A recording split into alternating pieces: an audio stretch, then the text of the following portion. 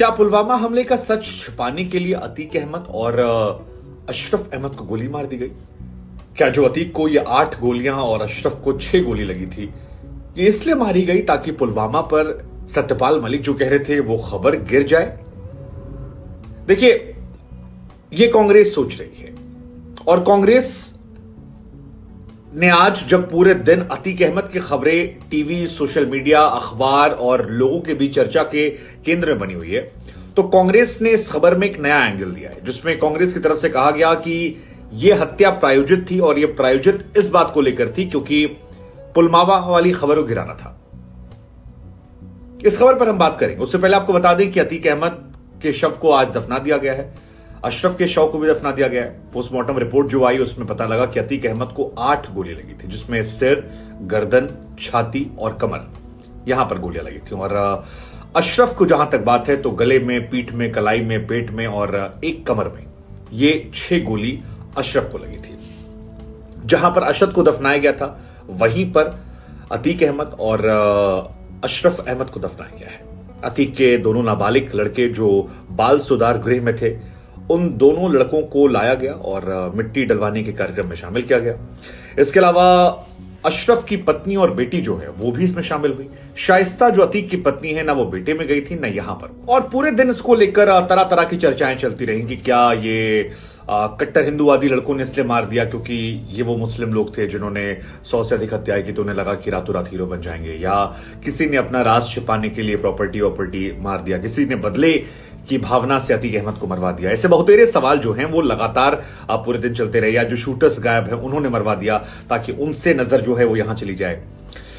लेकिन इन सब के बीच में देश की सबसे बड़ी विपक्षी पार्टी कांग्रेस की तरफ से मोर्चा संभाला गया और कांग्रेस की तरफ से आज चाहे जयराम रमेश हो, चाहे पवन खेड़ा हो, इमरान प्रतापगढ़ी हो या बाकी उनके प्रवक्ता हो, सबने मोर्चा संभालते हुए एक नया स्टैंड लिया। और वो स्टैंड था सत्यपाल मलिक के उस बयान को कोट करते हुए जो 2 दिन पहले तक सुर्खियां बन रहा था। हालांकि अतीक अहमद की खबर से 2 बड़ी खबरें जो हैं वो गिर गई हैं और ये बात सच है। एक, अरविंद केजरीवाल की सीबीआई से पूछताछ। अरविंद केजरीवाल ने तमाम तैयारियां की थी, पंजाब से मुख्यमंत्री आए थे, सारे उनके मंत्री थे।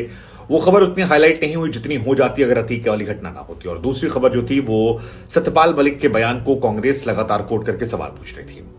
और यही वजह है कि जयराम रमेश की तरफ से एक ट्वीट किया गया जिसमें लिखा गया कि होम मिनिस्टर जो हैं वो दरअसल होम मिनिस्टर नहीं है। उनकी तरफ से जो ट्वीट था वो हेडलाइन मैनिपुलेटर है, यानी सुर्खियों को कैसे बदला जाए।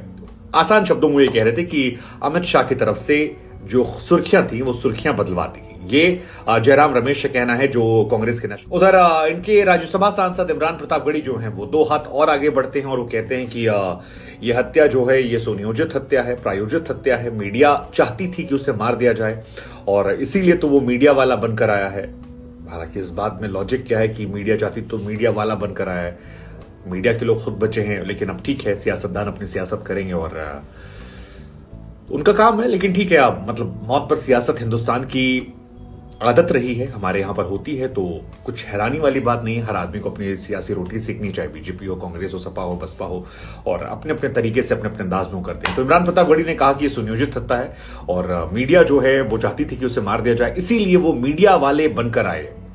और ये कहा कि पुलवामा हमले से ध्यान हटकाने के लिए ये पूरी घटना को अंजाम दिया गया। कमाल का राज है कि पुलिस कस्टडी में हत्याएं हो रही हैं। संविधान निर्माता का भी हमने कल ही जन्मदिन मनाया, ये उनकी तरफ से ट्वीट आया। इसके बाद पवन खेड़ा, आपको याद होगा, कांग्रेस के एक बड़े प्रवक्ता है, उनकी तरफ से भी ट्वीट आया कि खबरों की सुर्खियां बदल देने से खबरें खत्म नहीं हो जाती हैं, जवाब देना पड़ेगा। चीन को क्लीन चिट क्यों मिली, अडानी पर जेपीसी क्यों नहीं, 20,000 करोड़ जो है अडानी में किसका लगा, पुलवामा में लापरवाही किसकी, और तमाम और बातें जो है ये निकल कर आई।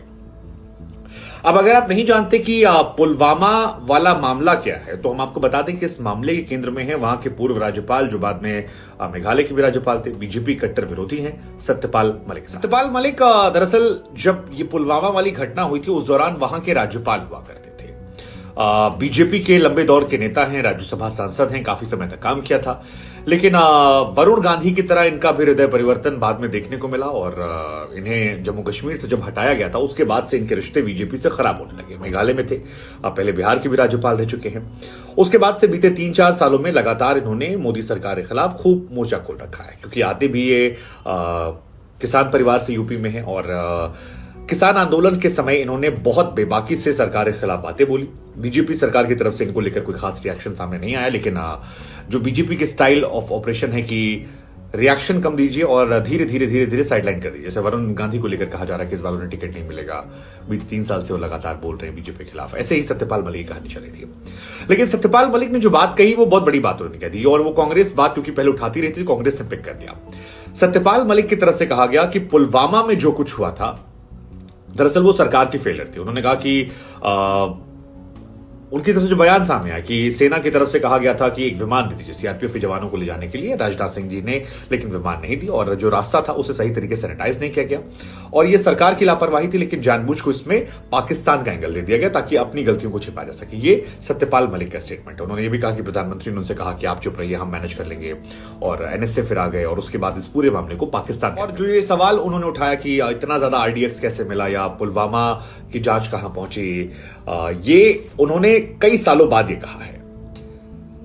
अब इस मामले को लेकर सियासत जो है बहुत बढ़ गई। हालांकि इन्होंने कुछ और भी बातें कही, जैसे गोवा को लेकर कहा कि प्रधानमंत्री को करप्शन से दिक्कत नहीं है।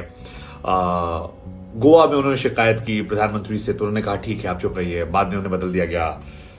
कई मामले, मतलब कुल मिलाकर आरोप जो लगाए वो उन्होंने सारे आरोप जो हैं वो मोदी सरकार पर लगा दिए। और बीजेपी की तरफ से भी बाद में कई सारे वीडियोस आए कि देखिए सत्यपाल मलिक राहुल गांधी को पहले कैसे बोलते थे कि ये नकारा है, निकम्मा है, इसने किया क्या है।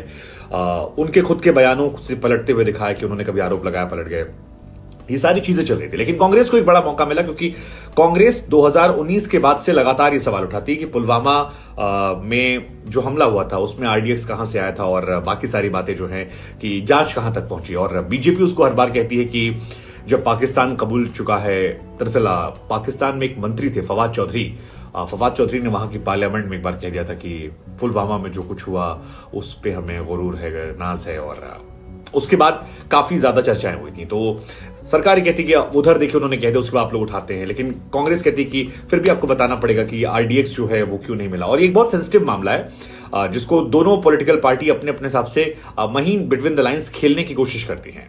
अब सवाल ये है कि क्या दो मामलों को मिक्स कर दिया गया है या वाकई में पुलवामा वाली खबर को लेकर ही हुआ है। कांग्रेस ने तो मोर्चा खोल दिया, और क्या कांग्रेस को ये फायर बैक भी कर जाएगा, क्योंकि हमने देखा 2019 में इस मामले को उठाया गया था और जब भी मामला देशभक्ति का, नेशनलिज्म का आता है तो बीजेपी कंपैरेटिवली ज्यादा अच्छा खेल लेती है। बीजेपी एक परसेप्शन बना देती है कि कांग्रेस जो है वो देश की खिलाफ है, देश के माहौल, देश की सेना पर सवाल खड़े करती है, सेना ने जवाब दे दिया, ऐसे स्टेटमेंट जो है, और एक आम लोगों में धारणा ऐसी बन जाती है।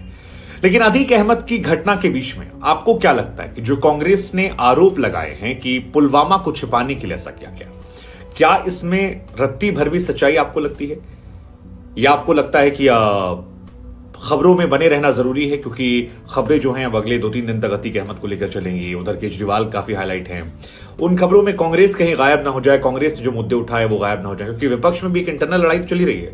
कांग्रेस अपनी खेमेबाजी कर रही है, केजरीवाल अपने खेमेबाजी कर रहे हैं, नीतीश कुमार जी चाह रहे हैं कि उनका अलग हिसाब हो जाए, ममता बनर्जी इन सबसे अलग अपने एक अलग स्ट्रेटजी पे चल रही हैं। तो यह उसका हिस्सा हो सकता है, या वाकई में ऐसा हुआ है कि इसको छिपाने के लिए ऐसा किया गया, और ये कांग्रेस को फायदा देगा या नुकसान देगा। हमें लगा खबर हमने आपको बता दी, रिएक्शन तो हम आपसे ही लेते हैं, तो आपसे समझ लें कि आपकी इस खबर पर क्या सोच है, बताइए कमेंट करके।